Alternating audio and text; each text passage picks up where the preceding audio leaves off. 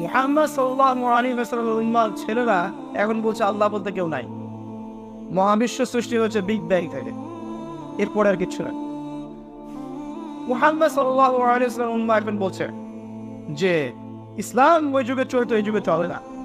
ইসলামের প্রতিটা বিধান ফান্ডামেন্টাল মৌলবাদী তত্ত্ব, এগুলো ওই যুগে চলতো, এই যুগে চলে না। ইসলাম একটা সাম্প্রদায়িক ধর্ম, পর্দা একটা সেকেলের কথা, নারীদেরকে পিছিয়ে দিচ্ছি আমরা।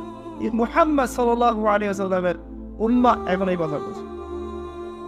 হয়তো এই কারণেই আল্লাহ রাব্বুল আলামিন যখন নবী সাল্লাল্লাহু আলাইহি ওয়াসাল্লামকে জিজ্ঞাসা করবেন তোমার উম্মতের এই অবস্থা কেন হয়েছিল, সূরা ফুরকান পড়ে দেখেন, নবীজি বলবেন ইন্না কওমি ইত্তাখাযু হাযাল কুরআনা মাহজুরা, হে আল্লাহ আমার কওম এই কোরআনকে অনেক দূরে পরিত্যাগ করেছে। 7 শ্রেণীর ব্যক্তিকে আল্লাহ তাআলা কিয়ামতের দিন আরশের নিচে ছায়া দিবে, যেদিন আল্লাহর আরশের ছায়া ছাড়া কোনো ছায়া পৃথিবীতে থাকবে না। সেই দিনটা কি এই দিনের মতো? কিয়ামতের দিনটা আজকের এই দিনের মতো হবে?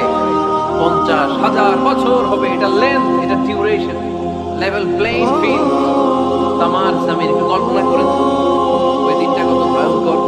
বাবা ছেলেরে চিনবে না, ছেলে বাবারে চিনবে না, স্ত্রী স্বামীকে চিনবে না, স্বামী স্ত্রীকে চিনবে না, পীর সাহেব মুরিদ চিনবে না, মুরিদ পীর সাহেবকে চিনবে না।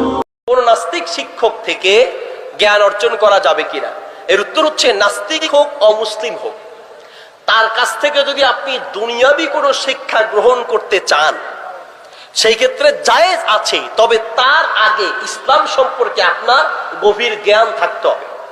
বিশেষ করে যে লোকটা ইসলাম বিরোধী কিছু বুঝায়, যেমন নাস্তিকদের মূল কাজই হচ্ছে ইসলামের বিরুদ্ধে। তারা কিন্তু অত বেশি হিন্দু, ইহুদি, খ্রিস্টান বা অন্য ধর্মের বিরুদ্ধে অত বলে না যতটা ইসলামের বিরুদ্ধে বলে। এই জন্য আপনাকে তার কাছে যদি আপনি কিছু জানতে যেতে চান তাহলে আগে ইসলাম সম্পর্কে আপনার গভীর ধারণা থাকবে। সাধারণ কোনো মানুষের নাস্তিকদের কাছ থেকে শিক্ষা গ্রহণ করা উচিত নয়, কারণ তারা আপনাকে মিস্টেক করতে পারে। আল্লাহ সুবহানাহু ওয়া তাআলা যা কথা বলেছি এর উপরে আমল করা। যেদিন আকাশ হবে গলিত ধাতুর মতো, ওয়ালা ইয়াসআলু হামিমুন হামিমা, সেদিন কোন অন্তরঙ্গ বন্ধুর খবর নেবে না। ইন্না লিল্লাহি ওয়া ইন্না ইলাইহি রাজিউন। কত বড় মারাত্মক কথা। হায়াতের মালিক কে? গায়েবের মালিক কে?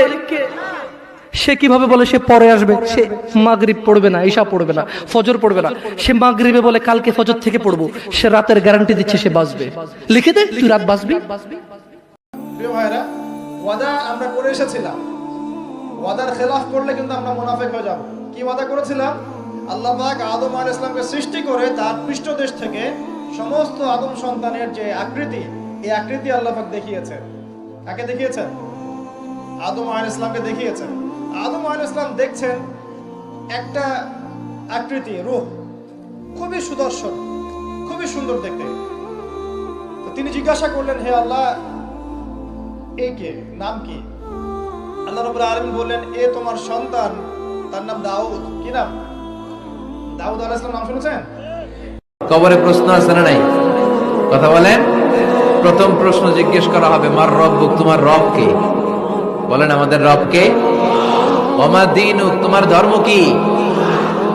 বিষ্ণুবীর চেহারা দেখিয়ে বলা হবে, আতারিফু মান হাযার রাজুল, এই লোকটারে চিনো? আমরা কি বলবো? আমরা চিনি, উনি আমাদের প্রিয় রাসূল মুহাম্মদুর রাসূলুল্লাহ সাল্লাল্লাহু আলাইহি ওয়াসাল্লাম।